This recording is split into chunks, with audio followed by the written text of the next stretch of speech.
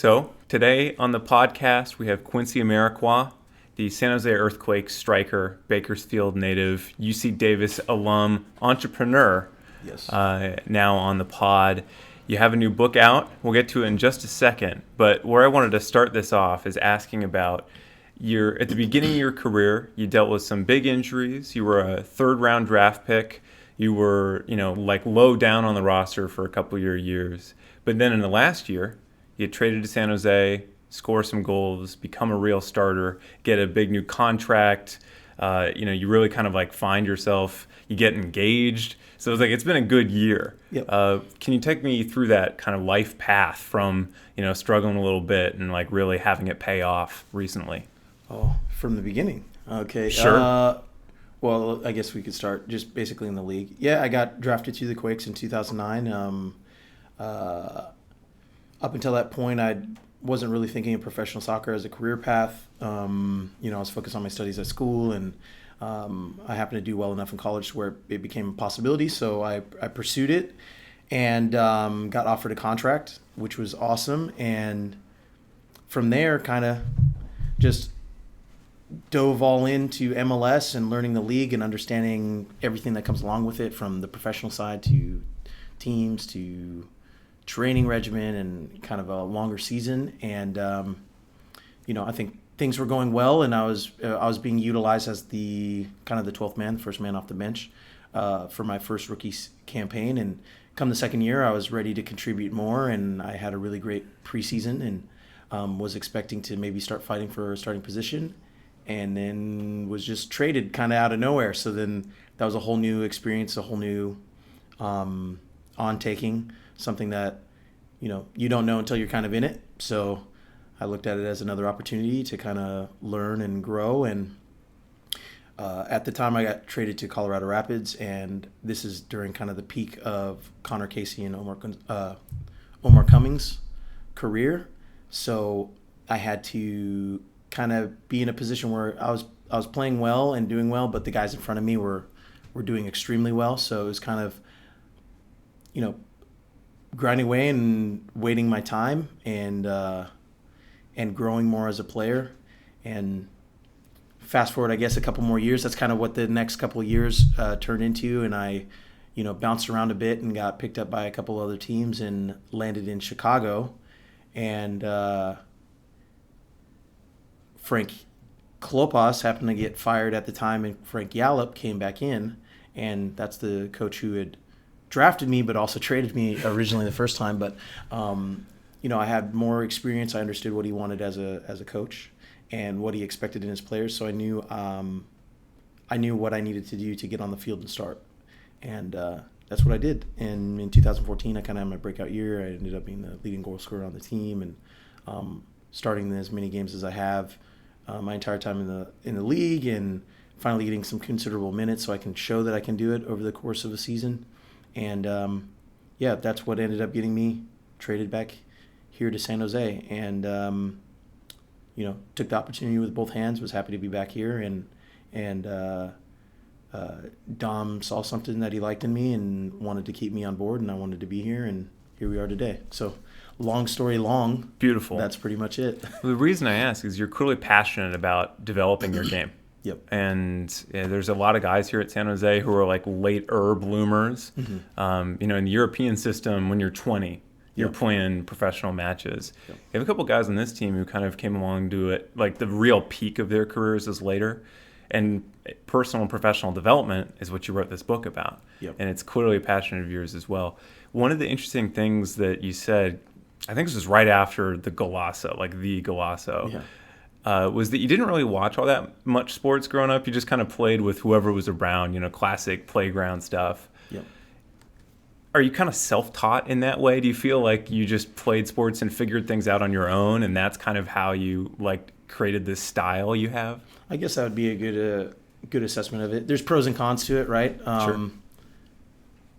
I have a unique style of play, which you either like or dislike, which is good because either I can fill a role that is necessary if that's the style of play that a particular coach wants to play, and because of that, I think the unorthodox style throws players off because they're not used to it, and I've embraced that, and not at the not to the detriment of thinking that I don't need to work on other things and other aspects of my game as well too. So I think the biggest thing is self-reflection and self-honesty, and using that information to learn and implement what you learn as often and as much as possible. So that's kind of what I like to convey in my style of play on the field, and what I like to write about and tell other kids and people when they're asking how do they make it. There's not one path to success. You can create your own. Well, one of those unique things is you're not the tallest striker, but you're known as an aerial guy. Like, you're gonna win those aerial balls despite the fact you weren't, like Adam Johns probably got 5 inches on you or whatever it is, but like, you really made a passion for it. That's something that traditional soccer technique, they probably wouldn't even teach you how to win aerial balls, but you were just like, no, that's going to be my thing. Yeah, I guess it's, I think because I didn't, like I said, the pros and cons, because I wasn't watching a lot of soccer or certain things, I didn't have a skewed outlook on what soccer had to be, or what movements had to be, or what you can or can't do. It benefits me a lot in situations where players are assuming that I won't try for something or I can't do something, so I can catch them off guard.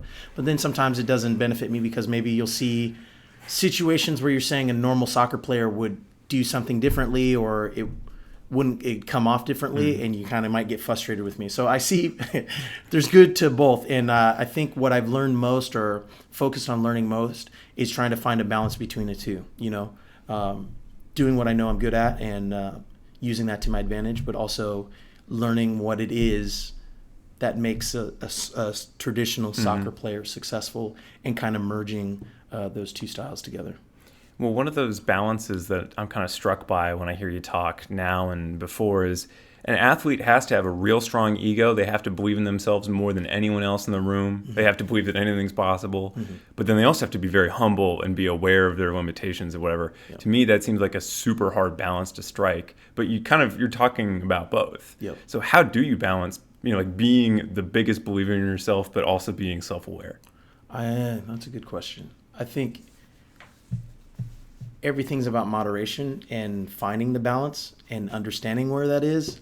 And that's the most difficult thing, I think. And that's where most players fail, right? Is maybe they weren't honest with the effort they were putting in enough, and that's why they didn't get the opportunities. Or maybe they were putting in the effort, but they weren't focused on the things that actually needed to be done to get there. So it's kind of being open to criticism and open to learning, but also not being so quick to just jump ship and jump from thing to thing. So it's kind of like on the entrepreneur side of things, kind of they call it this shiny object syndrome. Here's this, awesome. I don't really get a grasp for it, and I move on to the next thing. Oh, we get started, motivation, going from there. It's kind of like giving an honest effort, an honest understanding, and more giving that honest effort and understanding after you've done your due diligence. Assessing, is this what I need to be doing? Is this viable? Is this something I can accomplish? Am I giving myself enough resources? Am I honest with the motivation I'm going to put in, the time I'm putting in, the effort?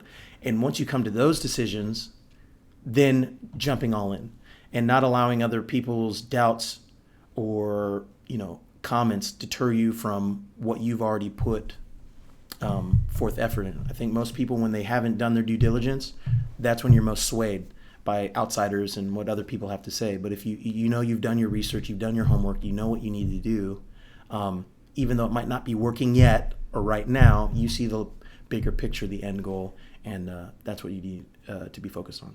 Awesome. So a form of the homework is knowing how to train. That's what this book's about. So Tell me a little bit about it. What's in it? What should I be looking for? What should I be looking from it? So a big thing that I get asked a lot from fans and players and youth kids and coaches is kind of like, okay, what does it take to play at the professional level or college, or I want to play for my club team, or my coach doesn't pay attention to me, or this, that, and the other. And I realized, rather than repeating myself over and over again, or being all over the place and not giving a concise kind of blueprint as to what you need, what are the things that you need to focus on most to develop, to get to a point where you can make an assessment of your environment and decide what it is that you need to do for that particular moment or time.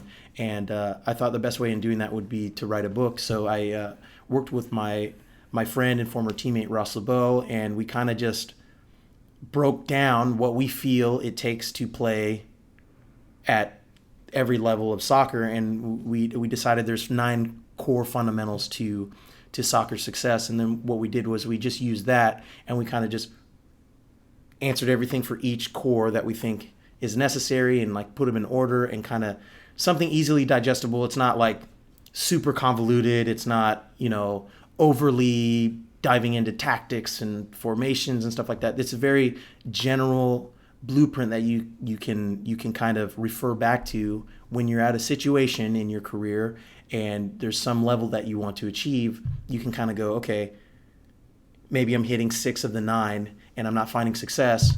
Maybe it's these 3 that is the reason why. Or maybe I'm putting 100% effort on these 2, but it's really the lack of this one last little piece that would be necessary to bring it together. So that's kind of what the whole book's about. And we're going to use this first version and kind of get feedback from people and see what they want to learn, what they want to do more, and kind of expand on that, and hopefully make future versions of the book and kind of go from there.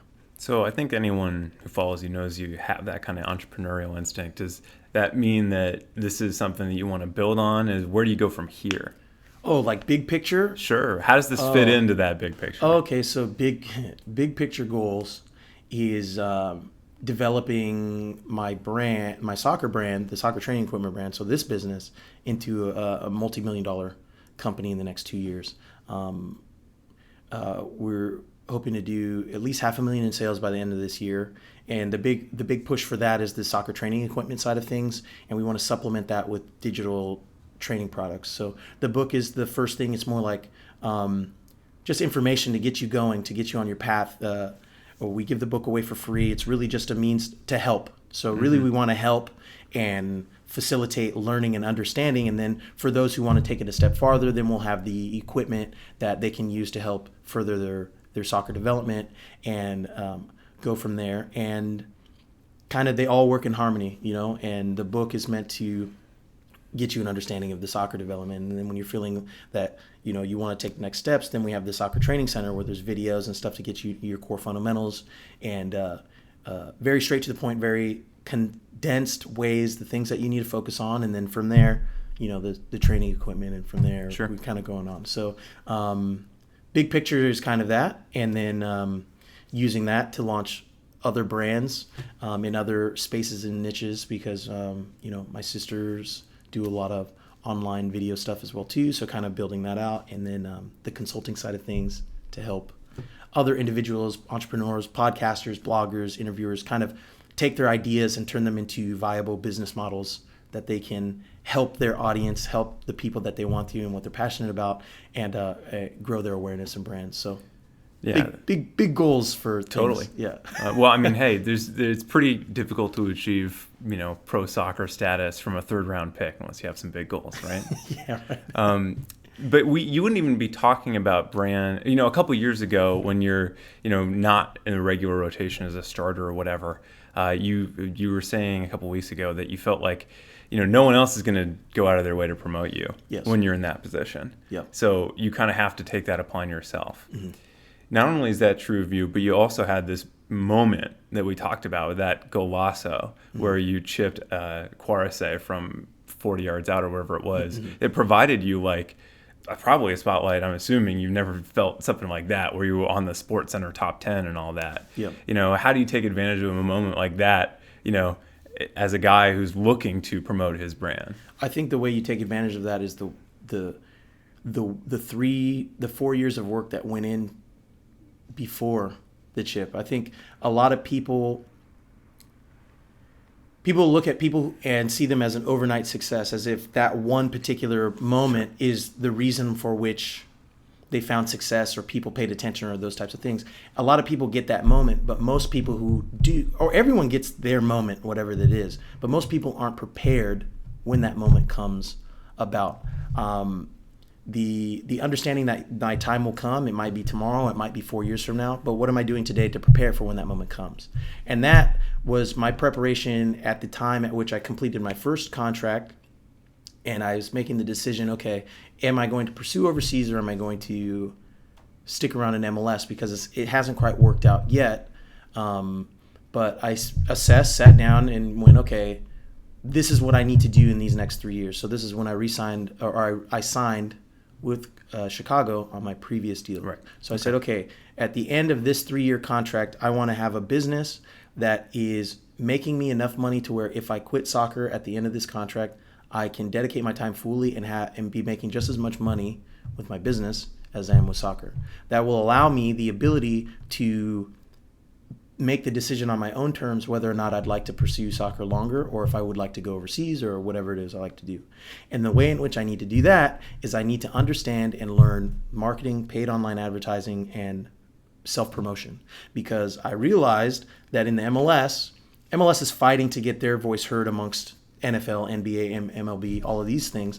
Every foreign league. And every other foreign league, that their resources and time and promotion and energy is dedicated to the players who they've decided are their the face of their brand, or whatever that is, from the beginning. And since I wasn't that from the beginning, the only way I'm going to be able to get there is if I promote and build myself in a manner that makes them have no choice but to listen to me, but to see me. And that's when I sat down and went, okay, I need to create the Quincy Time episodes that we did while I was in Chicago, my marketing company and branding, and understanding how to create these things, and then creating up a huge catalog of content, video, blog posts, everything, email lists, to start collecting leads, getting fans, understanding who I am, what my goals are, what it is I want to help contribute to, and have all these things in place for when I do have the chip, right, or when I do have someone paying attention to me. They're not going to say, oh, that was great individual thing. They're going to go, oh, that was great, let me learn more. Oh, holy crap, what else is, he's got this, and this is going on as well too. Who is this guy? Exactly. So it's understanding that success isn't something that just happens. It's something, it's a process, and it'll take a long time and many years to do that. But fortunately and luckily, because I was building those things, because I was putting myself out there, being in those situations, making sure that I was giving an honest effort, committing to who I am and what I bring to the table, people started paying attention. And when they started paying attention, they started, following, and, I was ready for it when it came. So that's kind of how you take advantage of those things. And I want to show people how you can apply that same strategy to anything else, your personal business, your relationships, work environment, whatever that is. So MLS is kind of funny in that way that you have most of the guys on the roster are, either minimum salary or like kind of just like normal middle class Americans. And then there's throughout the league, not necessarily on every team, but throughout the league, there's a couple guys who are making superstar money. Yeah, astronomical. Right. Money. Yeah. And so it's got this really funny kind of curve to it. Yeah. What is it like to play in a league that's like that, where you have the Steven Gerrards and the Frank Lampards of the world making a huge amount of money, and then there's a bunch of guys who are on this team and making a tiny fraction, but are more productive in the league? Yeah, it's very difficult from a player standpoint, because an American player standpoint, because you're kind of pigeonholed. You're very limited in opportunities overseas. The league knows that. You also have a desire to play for your domestic league, for your fans, your family members and stuff like that. And sometimes most times the pay doesn't coincide with production. It coincides with your brand, your image, your name, what you're bringing from that standpoint. So when the flag next to your nationality. Exactly. Are you on the national team or not? Those types of things. And that's kind of the disparity in MLS. I've played in games where a guy's making 18.5, passing the ball to a guy who's making 6.5 million a year, and you're kind of going, okay, this is a really weird bell curve, right? And from the standpoint of those players, you're kind of going, okay, I'm contributing, I'm doing well, but because I'm making so little money, you also know maybe the people above are looking for someone who they can replace you with from a branding side of things. So these are all things you're mindful of and you have to be aware of, and you're going, okay, my contract's not guaranteed this year. I'm living in San Jose, Silicon Valley, where rent is whatever it is, and you're trying to save for your future, plan for today, play well, and there's so many uncertainties. So I think the one thing that you do have that, let's say, the tech guy doesn't have, right, is more time in the day for that pay. So maybe if you are making $40,000 a year as a guy who's doing well and contributing on the team, whereas the guy down the street who's working and making $40,000 a year, he's working from 8 o'clock till 5 o'clock, or 9 to 5 every day, and you're working from maybe 9 to 1 every day.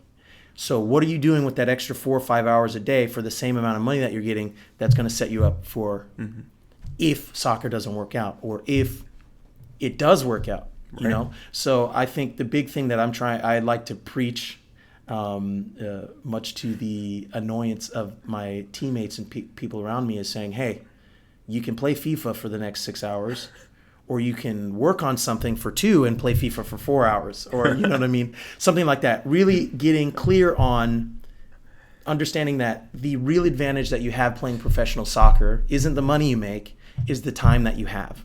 And if you want to spend the time and waste it doing whatever, that's fine. But know that at the end of your career, you're going to be making the same money working from 9 to 5 with the other guy. So you have the opportunity now to take advantage of the extra time that you have.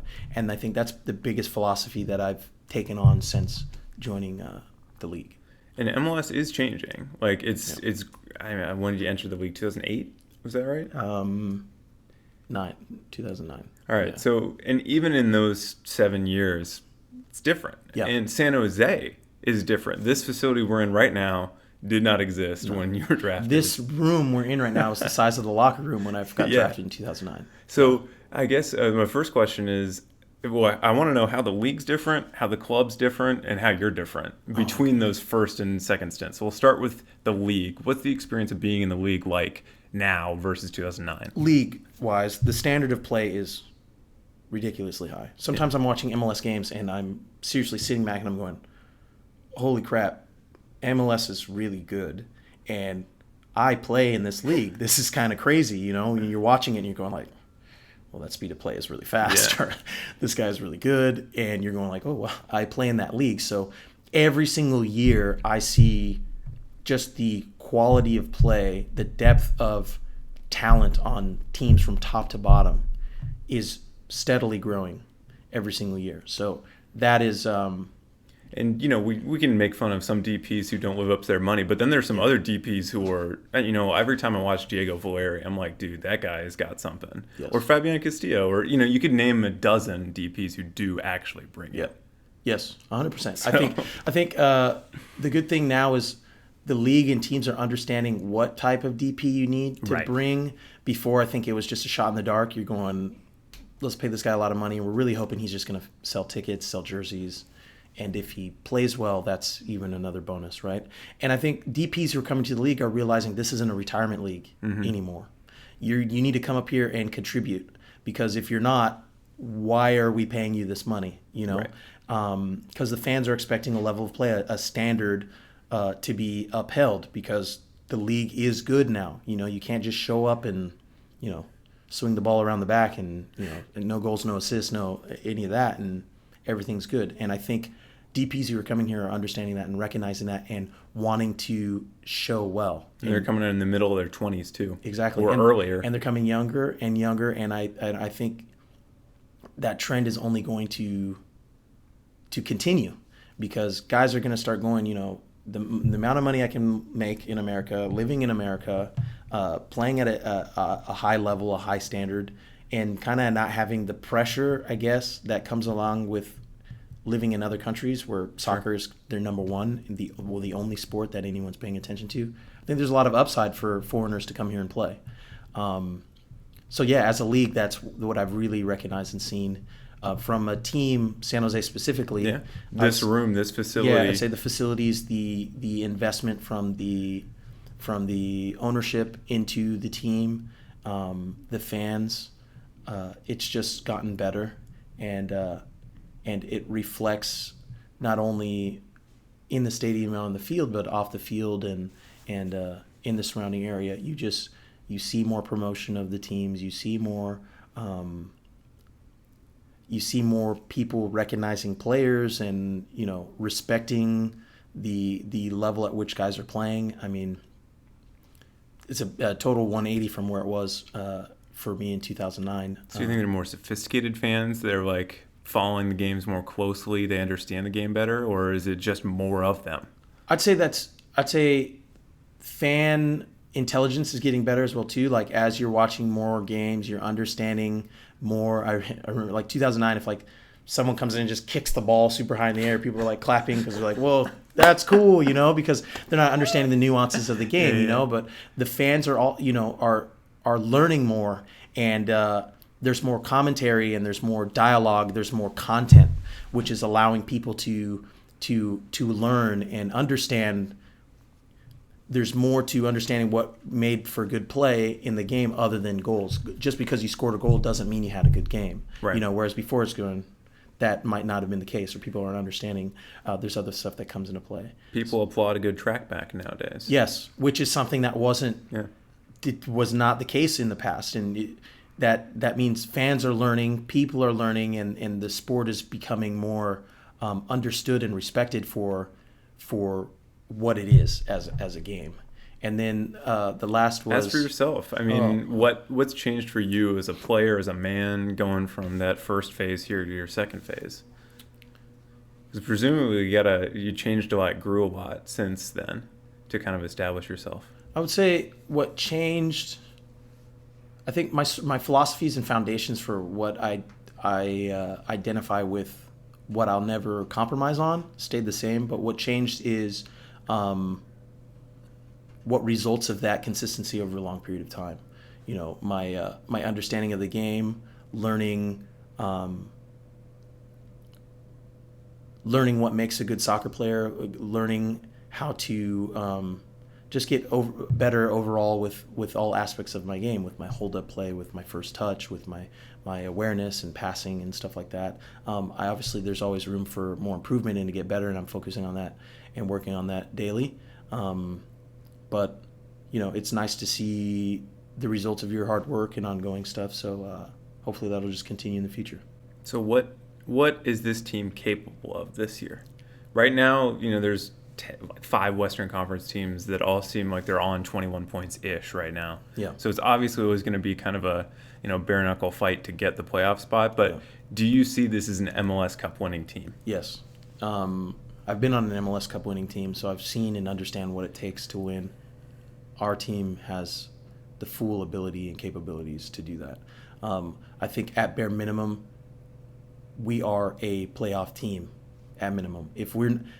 I don't even see a scenario for which we don't make playoffs. That's how confident I am in the depth and ability of our team right now. And I've been on other teams, and I wouldn't say that if I didn't believe it. That's for sure.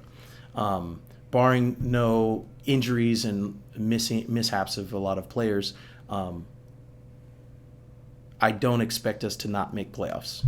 Plain and simple. Once you get to playoffs, then it's kind of it's almost a crapshoot. It's basically just a single elimination tournament that anyone has the ability to win. So the number one goal is to get to playoffs, and then from there it's just fighting to make it to that final game. Is there anything special that it takes to get to that final game? Special? Is it an attitude thing? Is it a way the team's set up? Because Dom kind of has a reputation as a guy who'll grind it out through the regular season. Yeah. But then, watch out for a Dom Kinnear team when he gets to the playoffs. Yeah. Because that's really what it is. I mean, if you don't get to the playoffs, you're not giving yourself a chance to win, no matter how great and beautiful your soccer and play is over the course of the year. And I think that's really the theme of MLS for its structure and how it's set up right now. That might change in the future, but as of right now, it almost doesn't matter your style of play over the course of a year. What matters is where you end up at the end of the year. And then from there, okay, let's see what happens. I think the biggest determining factor in a successful team is the relationships and camaraderie and belief that's established between players in the locker room.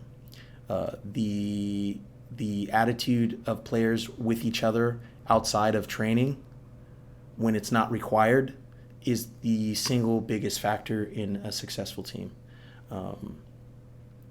That for me has been the thing that stands out most for what determines if things go your way or things don't go your way. Orlando would be a perfect example of that. If we're a team that doesn't want to fight for each other and understand each other and like each other outside of the soccer field, we don't score that goal in the 93rd minute. I don't care how good your team is. It doesn't happen. It won't work that way, and things won't go your way because there wouldn't be a self-belief amongst guys and the willingness to fight even when it looks like there's no chance of coming away with anything. And it seems like you and Wando in particular up top have that kind of chemistry. Is that kind of, when I hear both of you guys talk, you actually kind of sound like you have similar, attitudes towards the game. He's also super intense and super hardworking and has all those things. He's also a late round draft pick, a late bloomer. Is that part of why you guys click so well on the field? Is you feel kind of like you understand each other? Yeah, I think there's a fundamental understanding that you don't have to have a great day, but you can't control, to varying degrees, what kind of day you're going to have touch-wise. Maybe your touch is off. Maybe the ball's not coming to you and things aren't going your way. But what you are completely in control of is your effort. I could miss every single pass. I could take a terrible touch every single time, but I can always run 100% with effort. I can always try as hard as I possibly can on every play and every situation. So I think he has that same mentality in the sense of things might not be going my way, but I can dictate the effort and energy and effort I put in at any moment in time. And I think that's contagious for players around you because they can see, hey, if I'm in a tough situation on the field and I'm just kicking the ball to Quincy in a really bad situation, he's going to do a backflip and throw his face in front of the ball if that's what's necessary to keep us possession on that particular play. And I think when you see players willing to do that for you, it forces you even subconsciously to go, I'm going to give equal effort in any other situation. I'm not going to leave him out to dry. I'm not going to hang him out to dry. And when the team all has that, things go your way. That's how you find success, and then it just builds and snowballs, and I think that's what works for us, and I think that's why people feel they see the chemistry building between the two of us. So your influence is not yet extended to hairdos, though. I've only seen Brian Meredith rock a man bun with you. Is that your thing, or do you want it to catch on? I don't know. This kind of just happened. It wasn't like premeditated or planned, but I've kept it because I feel it's just polarizing. It's either you like it or you dislike it. So it's kind of you're talking about it because you hate it, or you're talking about it because you love it, and that's always great for your brand, right? So we'll see. Maybe I keep it for a while. I kind of all the haircuts and random stuff I've had over the years, this is one I like the most because it's easiest to maintain. I don't have to put too much effort into it. I just shave the sides of my head and I'm good to go. So if it catches on, cool. If not, I'm not too bothered by it. Awesome. Tell the people where they can find the book and all your other stuff you've been working on. First and foremost, if they'd like to get a copy of the book's obviously free. All I ask is that you cover the cost of shipping and handling to get it to you, which is like $4.95. And you can go to perfectsoccerplayer.com and enter your email. You get full details and everything on that. And then if they want to follow me personally, they can follow me at QuincyAmarikwa.com. That's my blog. You can kind of get a feel for me, how I think, join my personal newsletter, and follow me on all my social channels, Instagrams, Facebook, Twitter. All of them are at Quincy Amarikwa. Pretty simple handle. I've claimed that on everything. So, I can't imagine there's too many Quincy Amarikwas in the world. Yeah, if I'm going to log into something and it says Quincy Amarikwa's taken, I'm pretty upset about that. Thank you so much for being on the pod, Quincy. Good luck to you in your entrepreneurial endeavors. Good luck to you in your soccer endeavors. Awesome. Thank you. Thanks for taking the time. Appreciate it.